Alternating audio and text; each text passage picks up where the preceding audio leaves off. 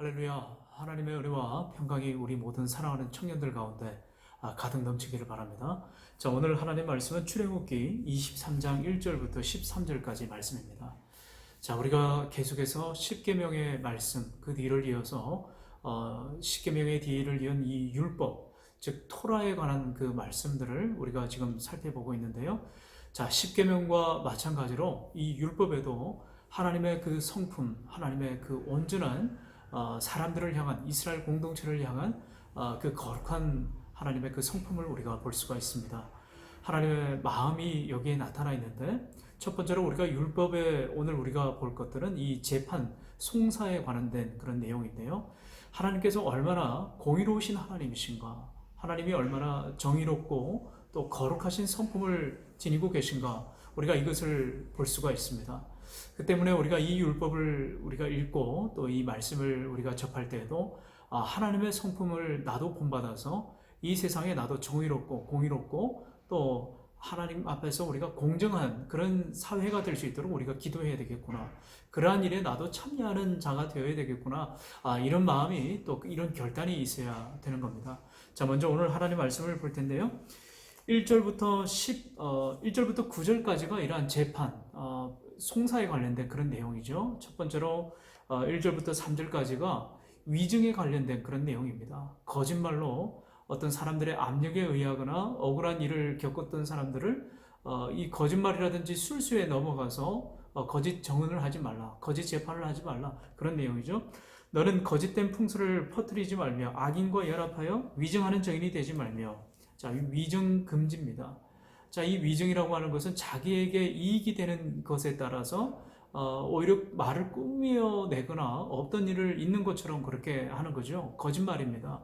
바로 이 십계명 9계명에 금지되는 그런 조항이라고 할 수가 있죠. 하나님은 공의롭고 또 정의로운 그런 하나님이시죠. 때문에 어떤 거짓도 하나님은 용서하지 않으십니다. 그 십계명에 반하는 것이기 때문에 엄격하게 이런 것을 금지하고 있습니다. 자, 2절에 보니까 다수를 따라 악을 행하지 말며 송사에 다수를 따라 부당한 증언을 하지 말며 가난한 자의 송사라고 해서 편벽되이 두둔하지 말지니라. 자, 이 3절에 보면 편벽되이 두둔하지 말지니라, 이거는 편드는 일이 없도록 해라, 이 말이죠. 부자나 가난한 자나 이 거짓을 한다고 하는 것은, 금지하는 것은 동일한 겁니다.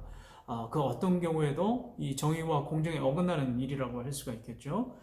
자, 이 4절에 보니까 내가 만일 내 원수의 길 잃은 소나 나귀를 보거든 반드시 그 사람에게로 돌릴지며 내가 만일 너를 미워하는 자의 나귀가 짐을 싣고 엎드리짐을 보거든 그것을 버려두지 말고 그것을 도와 그 짐을 부릴지니라.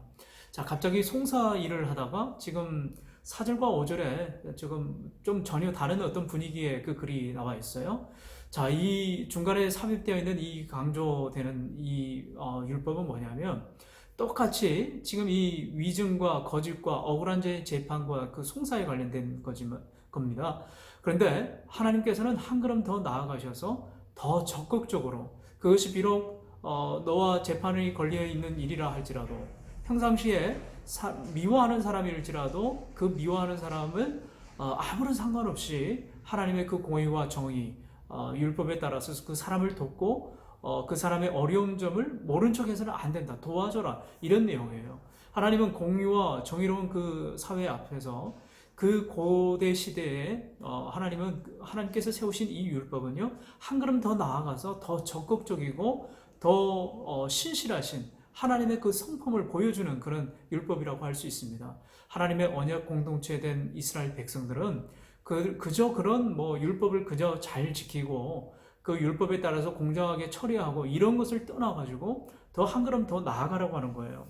왜냐하면 하나님의 성품이 더 그렇기 때문에 그렇습니다. 하나님의 성품은 더 사랑하고 더 베풀고 더 이해하고 더 관용하고 어떻게 해서든지 그 사람들을 품고 화해하고, 한마디로 말해서 하나님은 샬롬, 평화의 하나님이라고 하는 거죠. 더 적극적인 그 공동체를 이뤄나가라고 하시는 하나님의 당부라고 할 수가 있습니다. 이스라엘 백성들은 이 말씀을, 하나님의 그 성품에 담겨져 있는 이 율법을 지켜야만 하는 거죠. 자, 계속해서 이 율법과 그 송사, 억울한 일이 없도록 8절도 마찬가지입니다. 너는 뇌물을 받지 말라, 이렇게 이야기하고 있죠. 뇌물을 통해 가지고 사람의 어떤 마음이라든지 판단을 왜곡시키는 그 결과가 나오기 때문에 철저하게 이런 것을 금지하고 있습니다.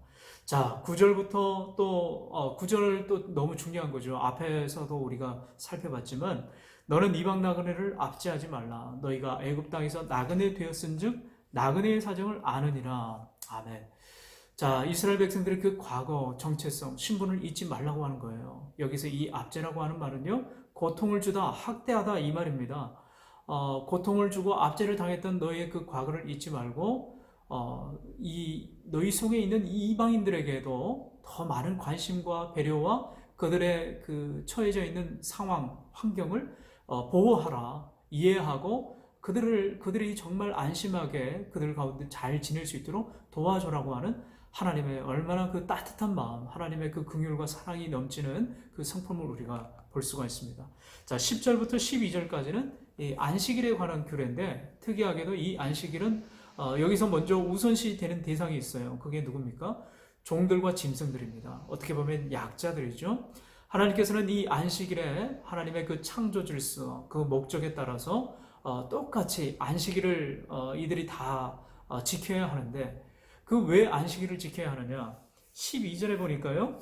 너는 엿새 동안에 내 일을 하고 일곱째 날에 쉬라. 내 소와 나귀가 쉴 것이며 내 여종의 자식과 나그네가 숨을 돌리리라.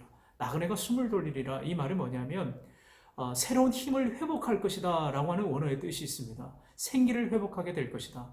하나님의 창조의 목적, 하나님께서 엿새 동안 세상을 만드시고 일곱째 날 안식하셨죠. 하나님께서 뭐 원기를 회복하기 위해서 하신 게 아니고 이후에 이 모든 피조물마다 이 일곱째 날에 하나님께서 기뻐하시는 그 목적, 새로운 힘과 능력, 생기를 공급받기 위해서 하나님께서 공급해 주시고 주권자 되시기 때문에 그것을 누리라고 하는 그런 말씀입니다. 자, 오늘 이렇게 이 짧은 본문이지만 여러 군데 중요한 하나님의 그 성품과 마음을 우리가 알 수가 있습니다. 특별히 13절에 보면은 내 입에서 들리게도 하지 말라. 모든 일을 삼가지키고 다른 신들의 이름도, 이것도 이제 10계명 1계명부터 3계명까지의 어떤 율법이라고 할 수가 있겠죠. 하나님은 선하십니다. 하나님은 얼마나 거룩하시고 또 정의롭고 공의로우신지 모릅니다. 오늘날 이 시대 공의와 정의와 공정을 부르짖고 있지만 여전히 많은 사람들이 이러한 편견에서 벗어나지 못하고 불공평과 여러 가지 세상의 불합리한 그런 환경 속에서 살아가고 있는 것을 보게 됩니다. 우리 믿는 그리스도인들은 하나님의 사람으로서 이 땅을 살아가는 천국 시민으로서 하나님의 그 공의와 정의가 실현이 될 수 있도록 우리가 그들을 위해서 기도해야 되겠죠. 그리고 나도 그러한 사람이 될 수 있도록 하나님의 정의, 하나님의 공의를 행하는 사람, 하나님 이 나라와 이 민족 그 가운데 정직과 공의가 회복되어지는 나라가 될 수 있도록 하나님 도와주시옵소서. 여러분 이렇게 기도하시는 우리 참다운 크리스찬 청년들이 되시길 주님의 이름으로 축원합니다.